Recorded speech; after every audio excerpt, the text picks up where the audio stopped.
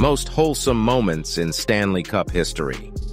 While it is true that players of the National Hockey League make millions, that doesn't sometimes mean that players will sometimes spread the love to its fans. Today we will be talking about incredible acts of service that have been during a hockey game. From tributes to victims of shooters to being in remembrance of major national events, and even the simple act of kids getting souvenirs such as pucks and jerseys, there will be a little bit for everyone, so here we go. For number one, we have an example where a local business in Vancouver pays tribute to a local hometown hero. If you go to Newtown Bakery in Vancouver, you will find a bunch of people wearing Alex Burrows jerseys. Burrows plays for the Canucks. While it's unclear as to when exactly this started, the owner has owned the bakery since 1980, they decided to make the store uniform to be the jersey of Alex Burrows, who plays for the Vancouver Canucks. Last year, he decided to drop by and give the owner a birthday gift. Yet another jersey along with a picture.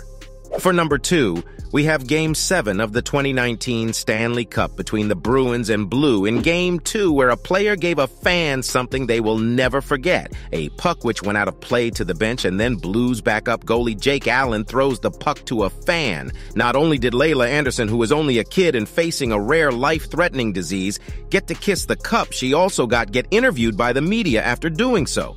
For touching moment number three, we have the 2019 Stanley Cup, where Blues defenseman Colton Parayko holding the Stanley Cup and happens to notice an unsuspecting fan, and was able to get a picture of him holding the cup with the fan who kissed the cup and yelled, "Yes." For number four, we have the Capitals' TJ Oshie. In a sense, you could say it was a legal delay of game and high stick because he was showing off to a fan and then tapped the puck over the glass into the crowd to a little kid, because who doesn't like to see a good trick? Moving on to number five, we have the Canadiens' Dale Wise, who has a fan who was waving her hands in the same way a basketball player would do in a game when they were wide open. And Weiss decided to give her a puck, and look at those eyes when she catches it. She looks like she received her favorite toy on Christmas morning. So you must be wondering, how does one elevate the chance that you get a free souvenir from one of the players? For the record, you didn't learn this trick from me. You can blame it on this little girl who literally drew a poster asking for Sid Crosby's stick. Did she get it? You betcha. For number 10, we have something that you typically only see in baseball. The fan actually threw the stick back. Despite that, the player who lost his stick, the Oilers' Taylor Hall, chose to throw the fan a different stick to allow him to keep the souvenir.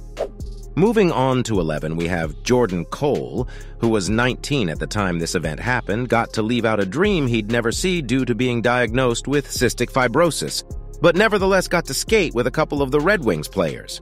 For number 12, we have the Canadiens goalie Carey Price, who spots a Canadiens fan wearing his jersey and chooses to give him not one but two sticks and sign one of them.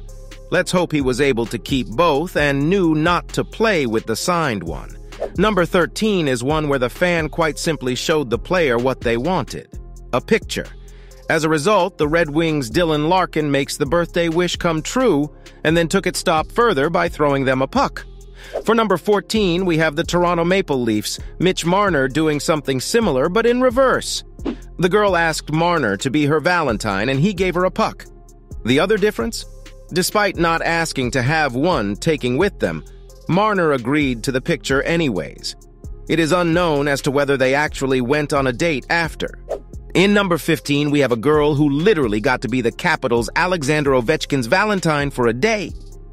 He got flowers for her before the game, picked her up, and then dropped her off and enjoyed a round of sushi afterwards.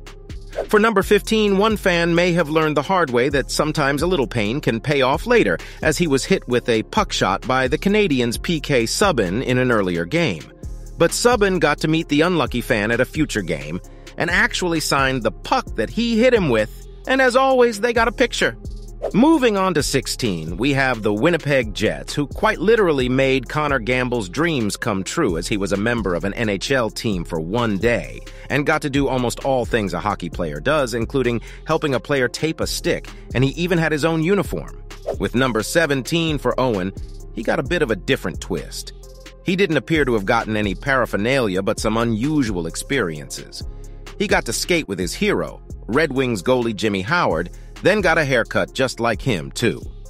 For number 18, we have Vancouver's Henrik Sedin, who gives a fan something that could be of great material worth, the puck that he got his 700th career assist with. In the game, which he reached the 700 assist mark, Vancouver won 2-1. Moving on to number 19, we have the Edmonton Oilers paying tribute to their teammate who passed away at the age of 25 due to a brain bleed. There was a moment of silence, followed by highlights of him on the Jumbotron, playing for both the Edmonton Oilers and Boston Bruins.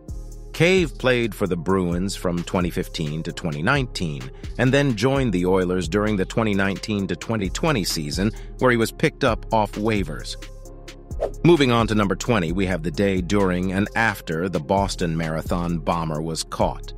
During the Stars-Blues game, the news went on the Jumbotron of the bomber being caught, which was followed up by chants of USA from the crowd, and then within 24 hours when the Bruins played their postponed game versus the Pittsburgh Penguins, the entire TD North Garden crowd sang the Star-Spangled Banner, which was led by Renee Betancourt, who regularly sang the national anthem for the Bruins at the time.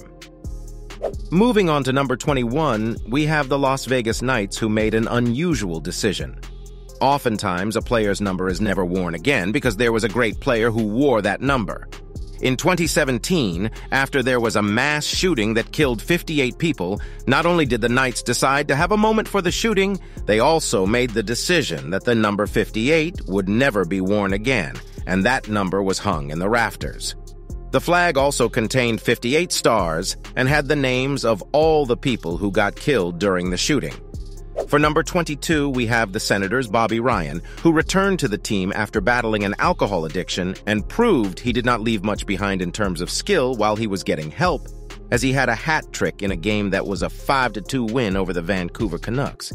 Lastly, for number 23, we have a game in 2014 before a Senators Maple Leafs game. The song "O Canada," which is Canada's national anthem, was sung with the crowd in remembrance of a shooting which involved a police officer at Ottawa's Parliament Hill. While the national anthem is played before most sporting events in Canada, this one was specifically designed to be sung by the crowd before the game started.